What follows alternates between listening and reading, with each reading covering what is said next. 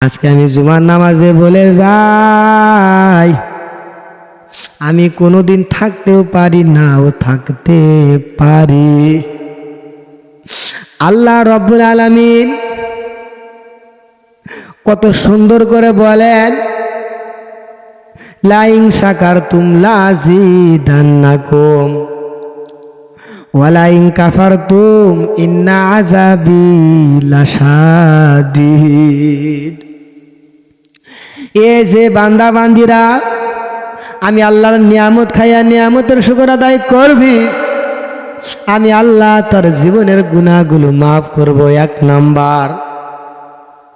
দ্বিতীয় নাম্বার, আমি আল্লাহর যারা গুণগান গাইবি না, ওয়ালা ইন কাফারতুম ইন্না আযাবি লাশাদীদ।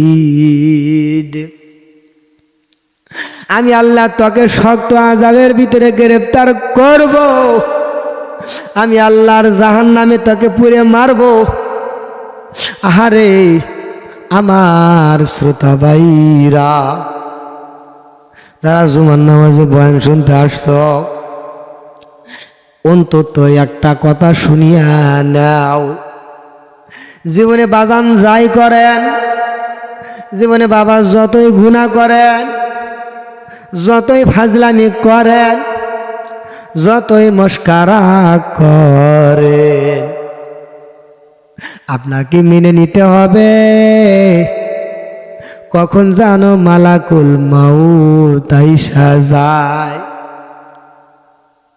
মালাকুল মাউত যখন আইসা যাইবে,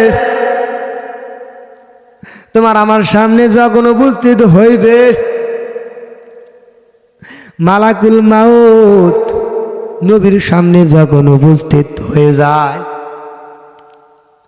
নবী বর্ণনা করে দিলেন, মালাকুল মাউত যখন নবীর রূহটা বের করে নিবে, নবী ডাক দিয়া বলে, আমার মনে হয় 7 আসমান 7 জমিন আমার কলিজার মধ্যে দিয়ে দিছে।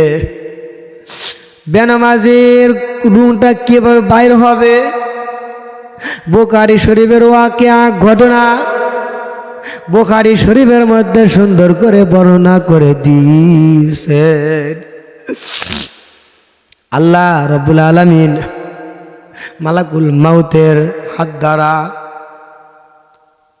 মালাকুল মাউত ডাক দিয়ে বলবে, আল্লাহ সে তো অনেক গুনাহ করছে, অনেক অপরাধ করছে, আপনার নাফরমানি করতে করতে এমন কোনো গুনাহ নাই করে নাই, এমন কোনো ফাজলামি নাই করে নাই। আল্লাহ তার আমল নামাটা কিভাবে দিব? আল্লাহ ডাক দিয়ে বলে, ফেরেশতা তার আমল নামা কলিজার মধ্যে দিয়া পিছনের হাতটা এমন জোরে টান মারবি, বান্দার কলিজাটা ছিঁড়ে 2 ভাগ হয়ে যাইবে। মৃত্যুর একটা যে কঠিন পরিস্থিতি তোমাকে আমাকে বক্ষণ করতে হবে। ও বাজান, ও আমার শ্রোতা ভাইরা, আমার মুসল্লি বাবারা, আপনাদেরকে আমি বলবো, আপনারা যাই করেন, যেটাই করেন, কিন্তু মাওলার ভালোবাসাটা নিয়ে চইলেন। আপনাকে স্মরণ করতে হবে, হাসরের কথা মনে করতে হবে, কবরের কথা মনে করতে হবে, আখিরাতের কথা মনে করতে হবে।